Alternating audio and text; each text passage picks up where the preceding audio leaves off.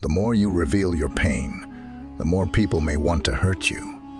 Although it does not always happen, it is common for some people to take pleasure in seeing you suffer or even contribute to it happening or worsening. This behavior of sadism and envy, unfortunately, is present in many and can indeed hinder your personal growth in various fields of life, be it at work, in a circle of friends, or even in the family. Therefore, learning not to show your weak point can end up becoming your strong point. Imagine yourself as a tree in the midst of a storm. The leaves may flutter and the branches may sway, but the trunk remains solid, deeply rooted in the earth. This is the portrait of silent resilience that we are going to teach here.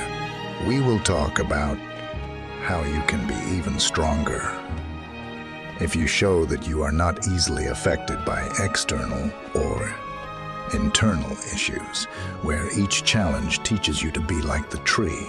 By acting as if nothing bothers you, you are not denying the storm, but choosing not to let the rain soak you and the wind knock you down. You will be learning to be the master of your own fate, firm, strong, and serene in a sea of chaos. In this video, we will talk about 18 Stoic principles of Epictetus, a great and renowned philosopher you have probably already heard of. In addition, I invite you to self-knowledge, where strength does not come from the noise of thunder, but from the silence of the light that illuminates the path. Therefore, in the next few minutes, focus on the content and not on daily distractions. Principle 1. Listen. Listen twice as much as you speak. Have you ever thought about why nature gave us 2 ears, but only 1 mouth? According to Epictetus, there is no error or coincidence in this, but rather a clear purpose behind this reality. Not to fall in love with our voice, as much as we are called to fall in love with the voice of others. It is by learning from others that we advance in life, not by repeating our own speech over and over again. So from today, start paying more attention to what people around you say, and less to what you have been upholding until now. Principle 2. Always expect the worst. One of the biggest causes of anxiety and its devastating consequences is believing that unfavorable circumstances are waiting for us in the future. We fear that our children will abandon their studies, that we will be fired from work, that our spouse will confess to us that they have been having an affair with someone else and ask us for a divorce, or that something else bad will happen to us, such as going bankrupt. The problem is that one day we fear one of these problems, and the next day, another and another. The path of life, in addition to reserving good and happy parts for us, also reserves a handful of problems that are inevitable. Therefore, we live in permanent stress caused by different stimuli each day. And this is where Epictetus comes into the picture, since his proposal is as drastic as it is effective. He says, think that all these things you fear so much have already happened. So what could be worse? In this way, your spirit will develop coping strategies to move forward with your head held high. Principle 3. Prepare to fail, because it is the only way to progress. We do the impossible so that we are not considered fools. But Epictetus has another view on this. According to his philosophy, one of the best things that can happen to you is to be considered such as this is the way for you to really improve professionally and personally as well. The Stoic philosopher reminds us that overcoming is not the product of a spontaneous reaction, but rather the result of a long path of trial and error. For it is through error that we can polish what distances us from excellence. Principle 4. Be aware of the dangers of fortune. This wealth that we desire brings with it a stigma from which few people can free themselves. And it's not just about the people who will emerge from nowhere to benefit from our fortune, like by pretending a friendship. They don't feel for us. Money has the ability to transform people, and not necessarily for the better. Once we are possessors of this highly coveted resource, we come to have something that, until then, we did not know we had. And it is from that moment that our spirit may begin to poison itself in the face of the loss of moral values. Principle 5. Do not cling to a single hope. Fortunately, we are beings inclined to practice diversity. That is, there is no reason to put all our hopes in a single dream, since this could be devastating if we fail in it. Therefore, Epictetus encourages us to pursue many dreams, as this will exponentially increase our chances of success. Principle 6. Always remember that death is waiting at the end of the road. This is not advice that calls us to pessimism, but to be aware that death is the final destination of all our actions, and especially our efforts.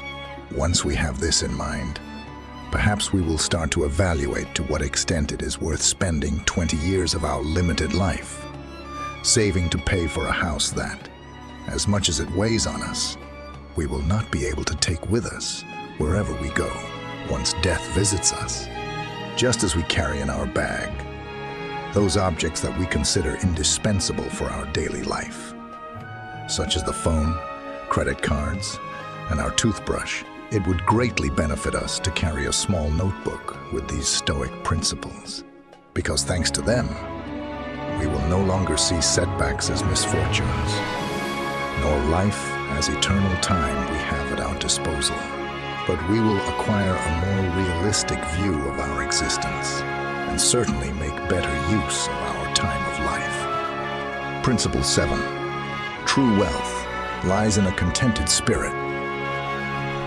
Due to Stoicism, Epictetus had his particular conception of happiness, and we can know it through one of his famous phrases: "A wise man is one who does not fret over the things he does not have, but rejoices in those he does have." This reflection is more than a thought. It is advice to learn to stop feeling afflicted by those riches that are not yet part of our life. Because while we allow ourselves to complain and mourn for what we lack, we lose valuable minutes of happiness in which we could thank for everything we have achieved so far, which is much more than our eyes are trained to appreciate. Thus, a rich person is, above all, a happy person. Principle 8. Incorporate humility into your life. If you really want to learn something, it is essential that a person learns what they believe they already know. Through this phrase, Epictetus calls us to make use of our humility, especially in the realm of learning. Going through life, boasting of the pride of knowledge, distances us more and more from the authentic knowledge that arises from the conviction that we are completely ignorant about what we intend to learn. In this way, we will look at everything through the eyes of a child, which harbor as much capacity for wonder as they do a desire to learn. Principle 9. Guilt is synonymous with play. Narrow-minded people blame others. Ordinary people blame themselves. But the wise see all guilt as foolishness. Thanks to this phrase from Epictetus, therapists nowadays have begun to approach guilt as a feeling to be eradicated from our lives. The only way to win the competition against guilt is to refuse to play with it. The problem is that it results in an easy path, since by blaming others or ourselves, we completely absolve ourselves of the responsibility to correct the mistake. Therefore, resorting to it is a temptation that is hard to escape. Only those people driven by a firm determination to overcome are capable of avoiding guilt and still manage to take responsibility for their actions. Principle 10. Make alliances with winning people. It's curious how when someone sneezes next to us, we immediately move away, invaded by the fear that they will infect us. However, we are not so cautious to avoid one of the most lethal contagions we are exposed to daily. Epictetus left us a wise piece of advice about this. Surround ourselves with people who make us want to give our best, because people's behavior greatly influences our state of mind. There are people who drain our energy and ruin our day, while others leave us full of joy and vigor. Therefore, one of the smartest decisions we can make is to ally ourselves with those who bring good vibes into our lives, while we say goodbye to those who have the ability to make us regret being born. Principle 11. Never forget that your reactions forge your destiny. We should not take our reactions lightly, as they are definitely what mark our success or our failure. And Epictetus was very categorical about this. He taught us that we do not have the possibility to choose what happens, but how to manage it. Misfortune can fall upon any of us, but it is what we do from its arrival that will mark the difference from that moment on. For some people, a divorce means entering the world of depression and victimization. In contrast, for Epictetus, it is a golden opportunity to start on the path of self-knowledge. Remember that your life is not what happens to you, but what you do with it. Principle 12. Always fulfill your duty.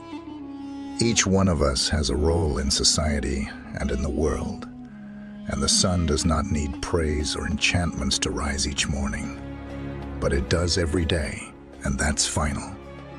Thus, just as every part of nature does its job, we must fulfill our obligations. If we are waiting for praise or enchantments to do our part, we will be distancing ourselves more and more from our role in the universe. Thus, in fulfilling our obligations, it is a way of returning to the rhythm of nature. Principle 13. Learn to appreciate others.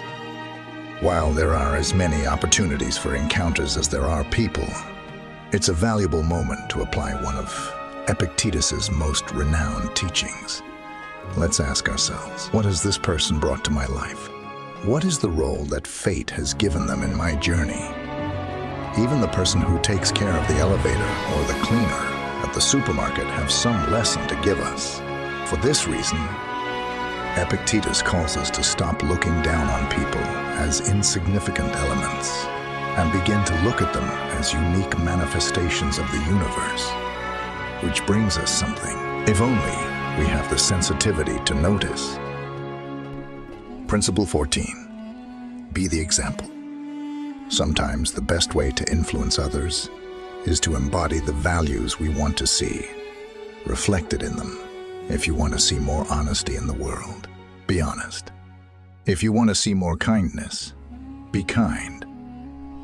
Epictetus emphasized the importance of living by example and showing others the way through our actions. Principle 15. Focus on what you can control. We spend much of our lives worrying about things we cannot change. Epictetus teaches us to focus only on what is within our power. By doing this, we can free ourselves from unnecessary stress and frustration. Recognize what you can control and let go of what you cannot. Principle 16.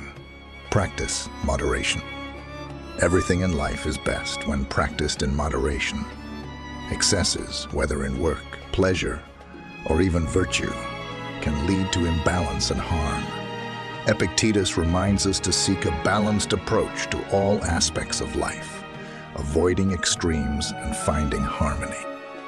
Principle 17. Accept change. Life is in a constant state of flux, and resisting change only leads to suffering. Epictetus encourages us to embrace change as a natural part of life. By accepting and adapting to change, we can find peace and continue to grow. Principle 18. Cultivate inner peace. Finally, The ultimate goal of Stoic practice is to achieve inner peace. This state of tranquility comes from understanding and applying these principles, allowing us to remain calm and composed regardless of external circumstances. Inner peace is the true measure of success and fulfillment in life. Principle 19. Embrace adversity. Epictetus taught that adversity is an opportunity for growth. Challenges and difficulties are not to be feared, but embraced as they shape our character and resilience. By facing adversity head-on, we develop strength and wisdom, turning obstacles into stepping stones. Principle 20. Pursue wisdom. The pursuit of wisdom is a lifelong journey. Epictetus emphasized the importance of continuous learning and self-improvement. Wisdom is not a destination, but a path, and by dedicating ourselves to this pursuit, we become better individuals and contribute positively to the world around us.